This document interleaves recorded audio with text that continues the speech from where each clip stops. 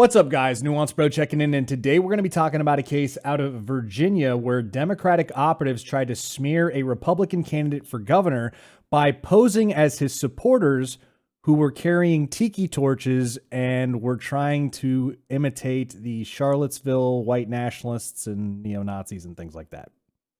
Yeah. So if you didn't already know, in Virginia, the race for governor is coming to a vote on November 2nd. That's just a few days from now. And in recent years, Virginia has been considered a pretty solid blue state. It's very solid for Democrats. But surprisingly, the Republican is doing very well in that state. How well exactly? Well, let's take a look. As you can see here from Real Clear Politics, you have Virginia Governor Youngkin versus McAuliffe, Youngkin being the Republican, McAuliffe being the Democrat. And here we can see the different lines. Starting off in August, you had McAuliffe, the Democrat, up about 5.5 points. That lead grew to 6.6 points. But over time, the race continued to narrow until McAuliffe lost his lead and Youngkin has come out slightly ahead in the polling. Also take into consideration that many of the polls in recent years have been favoring Democrats, but in reality, usually it's off by a few points in favor of the Republicans. But we'll see how that plays out on Tuesday. But we're not here to talk about the race, who's likely to win and who's not. What we're here to talk about is a stunt that was pulled by the Democrats in a last-ditch, desperate effort to affect the race. And what we're talking about is this. Here you can see a tweet from Elizabeth Holmes. She is an NBC 29 weekend morning anchor. And her tweet says, "These men approached Glenn Youngkin's bus as it pulled up, saying what sounded like, 'We're all in for Glenn.' Here they are standing in front of the bus as his campaign event at Guadalajara started." And here's a better look at that picture where you can see them wearing white shirts, khaki pants, holding tiki torches, and they're all wearing sunglasses and hats. Now, this is an obvious reference to the events at Charlottesville in 2017, where you had actual white identitarians, white nationalists, white supremacists, whatever you want to call them, rallying for their cause, chanting racist and often anti-Semitic slogans. Also, keep in mind the event at Charlottesville was not just one day or one night. It was over different days. Different groups got involved on different days. But immediately upon seeing this, you had Democrats, especially on the Terry McAuliffe campaign, talking about how disgraceful this is, these Youngkin supporters. Here you have an example from Christina Frundlich, who, as you can see here, is a member of the team of Terry McAuliffe, and in a now deleted tweet says, "The Unite the Right rally was one of the darkest days in the Commonwealth's history. This is who Glenn Youngkin's supporters are." So clearly here she's trying to say that Glenn Youngkin, the Republicans' supporters, are these people, these racist, white supremacist people. Here you have another example from Jen Goodman, who you can see here apparently works as comms, which is communications, for Terry McAuliffe, the Democratic candidate for governor in Virginia. And she said, "This is disgusting and disqualifying." Basically saying that because these people support Youngkin, therefore Youngkin must be disqualified and people should not support him. So anyone those people support should be disqualified. Anyone who would do something like that should be disqualified. Do not vote for them. Now, as you could probably guess by how I introduced this video and the caption and thumbnail and all of that stuff, you probably know. And you've probably heard about this story by now, I would imagine. Some of you, most of you, many of you. The people who did this were actually Democrats. They were supporters of Terry McAuliffe. They worked with Virginia Democrats. As you can see here on Twitter, I actually had a thread about it where I responded to the story that Elizabeth Holmes did. And I said, now I see. It was an orchestrated smear job. The second guy from the right is a Virginia Democratic rep supporting McAuliffe. They're desperate. And if we scroll down, we can see the Twitter user known as Jewish Deplorable. He was posting a lot of this information. So here we can see one of the members here. And it appears to be that he's this guy, this Camden Vote for Dems on November 2nd, Layton, who apparently works with Virginia Democrats, is a consultant at XLP Consulting, and the finance director of Virginia Young Democrats. And of course, for good measure, he, him pronouns. Thank you for the clarification. And also notice how they made their Twitter accounts private in all these instances. So he was the first to go down, but that's just one member. Maybe the rest, maybe he was just one person. Maybe he was doing like an undercover job there, trying to see what these people were about. He was trying to stop the racism. Well, then the second one came out. And you can see I wrote here, when the white supremacists don't actually exist, you have to artificially boost supply to meet the demand. And then I said another one, ha ha ha. And here's the other one with a hat tip to Alex Sears. Alex Sears is another person who was exposing some of these people. And we can see that not all of them were men, by the way. Here's an example of a woman. And it appears it is this woman. Look at her. She's actually driving a Virginia Dems van with McAuliffe all over the van and paid for by the Democratic Party of Virginia. Oh my God, it's just perfect. You can't make this stuff up. And it appears her name is Colleen Wackenfeld, again with the Virginia Democrats, brags about how she flipped Arizona blue for Captain Mark Kelly and Joe Biden and Kamala Harris. And once again, puts her pronouns in bio. She, her, hers. Thank you for the clarification. Oh, and don't forget the Terry McAuliffe for Virginia cover photo on the Twitter profile. And of course, her tweets are protected because she got found out. And for the next one, I said they found Clayton Bigsby. And if you don't know Clayton Bigsby, here's a little taste. Wide nose, breathing all the white man's air. They eat up all the chicken. They think they're the best dancers. And they stink. Did I mention that before? The classic Chappelle bit of the black white supremacist who's blind. Genius skit. Fantastic. But yes, it appears that this white supremacist is actually a black guy. And once again, you can see he has a past with Joe Biden, the Virginia Democrats, Gretchen Whitmer, and he is this guy. By the way, look at that Nagger hat. Now, I know that might be shocking. You might have thought I said something else, but I didn't. Once again, look at that Nagger hat. You can't make this up. He is literally wearing a hat, not from the NRA, a well-known gun rights organization. He's not even wearing a hat from Gun Owners of America.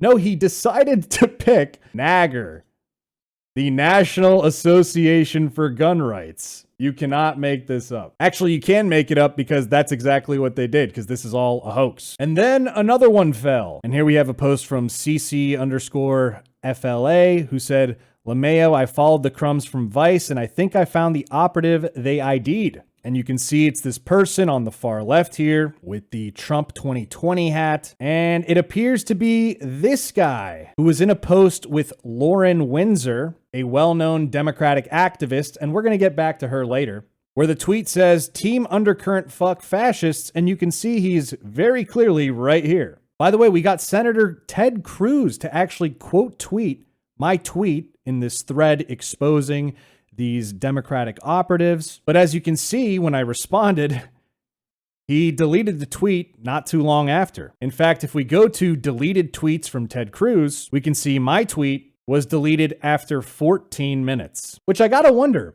who called Ted Cruz and told him to delete his quote tweet of me?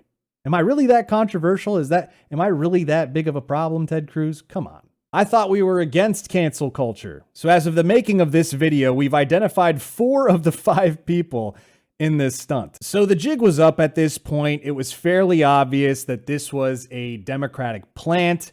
And then people were wondering, well, is anybody going to take credit for this? Or are we just going to pretend like you guys didn't just get busted at a last-minute, last-ditch attempt on a Friday before the election on Tuesday to try to maybe scare people, the right people, into going to vote, and then maybe discouraging the wrong people to not vote or whatever? Are we going to play this game? Well, as these names started coming out, you started getting people from the McAuliffe campaign, Virginia Democrats, etc. They started to disavow this, and they started to try to distance themselves from it. As you can see here from Andrew Whitley, statement on Glenn Youngkin's bus stop earlier today. And as you can see, Andrew Whitley is the executive director of Virginia Democrats. It says the Democratic Party of Virginia, along with its coordinated partners and its affiliates, did not have any role today in the events that happened outside of the Youngkin campaign bus stop today. Also, I love how he says today and then today in the same sentence. It's fantastic. What happened in Charlottesville 4 years ago was a tragedy and one of the darkest moments in our state's recent memories, and is an event not to be taken lightly. For anyone to accuse our staff to have a role in this event is shameful and wrong. Yeah, can we go back to that one pic that we saw just a moment ago? Yeah, I'm sorry if I got the wrong idea of the girl who has it in her bio that she works with Virginia Democrats, and she's literally in the van of the Virginia Democrats with McAuliffe's name all over it, and on the bottom there it says paid for by the Democratic Party of Virginia. Yeah, where would we get a silly idea like that? Now, eventually you had someone who decided to admit that they did it. You had a group that took responsibility, and that group was the Lincoln Project. As you can see here in a tweet from the Lincoln Project, a statement from the Lincoln Project regarding the events at Glenn Youngkin's bus tour. And we're going to read some of the letter in a bit, but I want to let you know about the Lincoln Project. They're basically a group of disgruntled Republicans who really don't like Trump, or really any of the Republicans at this point, except maybe like a Liz Cheney or anyone who hates Trump. And all of their efforts are basically designed to raise money from Democrats and to promote Democrats so that they can further raise more money from Democrats and enrich themselves and their organization. Allegedly, of course, all that stuff, yeah. Anyways, here's the letter where it says statement from the Lincoln Project, and you can read the whole thing if you want. I have all the links in the description box below, but here's the main part we're going to focus on. Quote, today's demonstration was our way of reminding Virginians what happened in Charlottesville 4 years ago, the Republican Party's embrace of those values, and Glenn Youngkin's failure to condemn it. Quote, the Youngkin campaign is enraged by our reminder of Charlottesville for one simple reason. Glenn Youngkin wants Virginians to forget that he is Donald Trump's candidate. And you can see they bring up Charlottesville like we talked about earlier, and they tie it to Trump because they keep propagating this lie about Trump, saying that, well, he said find people on both sides, and he was talking about those white nationalists and neo-Nazis, saying those were fine people. And then they try to tie that to Youngkin because Youngkin is taking Trump's endorsement, and he hasn't disavowed those comments when he's asked about it. But let's go back to the tape that everybody always talks about, this fine people on both sides, because they never quite ever seem to play the entire context of that statement. Excuse me, they didn't put themselves down as you, and you had some very bad people in that group. But you also had people that were very fine people on both sides. You had people in that group, excuse me, I saw the same pictures as you did. You had people in that group that were there to protest the taking down of, to them, a very, very important statue and the renaming of a park from Robert E. Lee to another name. And there you can see his very fine people on both sides comment that the media keeps saying, well, he was referring to the white nationalists and the neo-Nazis, saying they were very fine people. But the part that they don't show you is that in this same speech, just a few seconds later, he makes it quite clear. It's fine. You're changing history, you're changing culture, and you had people, and I'm not talking about the neo-Nazis and the white nationalists, because they should be condemned totally. But you had many people in that group other than neo-Nazis and white nationalists, okay? And the press has treated them absolutely unfairly. Now, in the other group also, you had some fine people, but you also had troublemakers. So look at that. It's the myth that never dies. He absolutely condemned, it seems like twice in that same video, white nationalists and neo-Nazis, saying he's not talking about those people. They should be condemned totally. But the media keeps always focusing, oh, the very fine people on both sides. But he said, not the people that you guys are so concerned about. He condemned those people. They never bring that up because they're dishonest. And I think that's illustrated based on this stunt today, where they're literally have to pretend to be those people in order to try to win this race. They have to pretend to be these tiki torch carrying white nationalists. And I guess their casting was terrible because they had to get a black guy and a woman in this group in order to make it, you know, more than just 3 white guys. Oh, that's amazing. But going back to the Lincoln Project letter, you can see the Lincoln Project was doubling down on this stunt. They were doubling down, saying that Youngkin was the one who was mad. Youngkin was the only one who really had a problem with this. The issue is the McAuliffe campaign decided to disavow this as well. Remember some of those Twitter people we saw earlier who were part of the Terry McAuliffe campaign, like the comms person and just someone else who worked for him? Like Jen Goodman, for instance, the comms person. Well, here we can see her retweeting Chris Bowling. What happened today in Charlottesville is disgusting and distasteful, and the McAuliffe campaign condemns it in the strongest terms. Those involved should immediately apologize. So Jen Goodman retweets that. You also have the Christina Frundlich lady, Team McAuliffe, and she also retweets that from Chris Bowling. Now, who's Chris Bowling, you might ask? Well, Chris Bowling is this individual right here with Virginia Democrats. As you can see from this tweet, which is quoting Chris Bowling's tweet, he is the Terry for Virginia campaign manager. Also, you had this lady come out, Lauren Windsor, who announced, "In my capacity as a communications consultant, I worked with Project Lincoln to coordinate today's Youngkin action in Charlottesville. I joined them in the fight to defend our democracy from right-wing extremists and call for Glenn Youngkin to denounce Trump's very fine people." And as we already discussed earlier, we already debunked that talking point. But Lauren Windsor is a Democratic operative. She's been in the New York Times, Politico, she's been on MSNBC, she's very well known. In fact, she's also the creator of this site, Project Veritas Exposed, where she goes through and actually exposes different Project Veritas undercover agents and things like that on their website. So she's almost kind of like the left's version of Project Veritas in some of what she does. Some of it involves some of this undercover work. Now, they're trying to pretend as if this was just them doing a show, and they were going to inform everyone. They weren't going to try to pretend, oh, we weren't trying to actually pretend like these were Youngkin's supporters. Absolutely not. But here's where that gets suspicious, because it seems like they're only admitting this after they got caught. Because check out these tweets. Here you can see the Lincoln Project page itself retweeted Charlie Olaf, who said, "Wow, at a campaign stop for Glenn Youngkin this morning, people were holding tiki torches and chanting, 'We're all in for Glenn.' Disgusting reference to the 2017 Unite the Right rally in Charlottesville." Of course, that retweet is now deleted. Lauren Windsor, the lady we just referenced, also quote tweeted Elizabeth Holmes' story with a surprised face 3 times. Rick Wilson, who's also with the Lincoln Project, and he did the laughing, crying emoji 5 times. So why would you tweet a surprised face at something that you organized? Unless you were trying to actually portray it as something real that you weren't expecting and that's actually shocking to you. And honestly, this stunt was just so obvious from the beginning. Everybody knows there's not just going to be some random tiki torch holding white nationalists who have a black guy and a woman in there and 5 of them randomly, chanting for Glenn on a Friday right before the election when the numbers look the worst for Terry McAuliffe. It was just so obvious. But honestly, it seems like the Democrats are so deluded because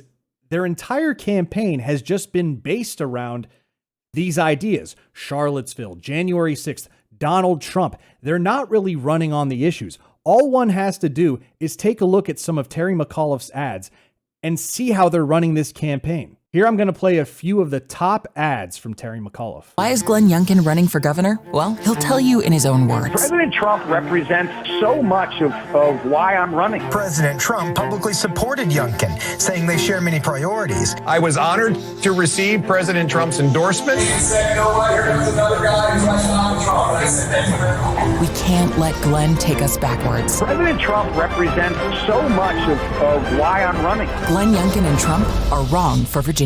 Here's the next one. You're going to think it's different because it's focusing on the science, but you're going to probably notice something. We've all seen how COVID has hurt our communities, and it's so important that we have leaders who will follow the science. But just like Donald Trump, Glenn Youngkin won't listen to doctors and scientists. So once again, the comparison to Trump. It's all about Trump all the time.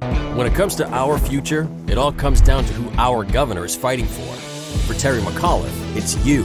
It's about jobs, raising wages and rebuilding from COVID stronger than ever before.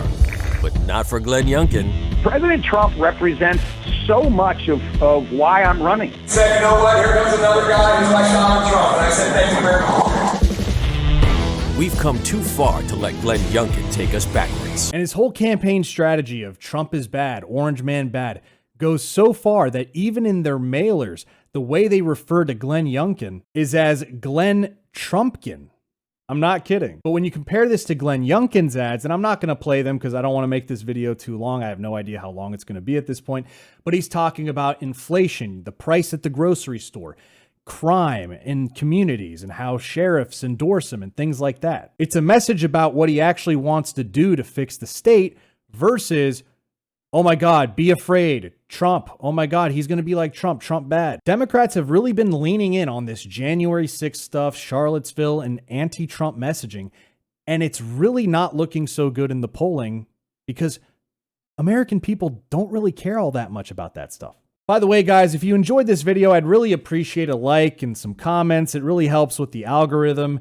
If you want to help boost this video, get it out to more people, more information, better for people, you know, to learn things. It's good. It's good. Learning's good, right? If you've learned anything from this video, let me know in the comments down below. Did you learn anything? You know, I hope I educated some people who aren't like totally in the loop with all this internet stuff. But yeah, that's the end of the video, guys. I hope you enjoyed it. Don't forget to like, comment, and subscribe. Social media links are in the description box below, as well as merch. Support us at nuancebro.com/join. It really helps out the channel, and we appreciate all your support. And I'll see you next time, bro.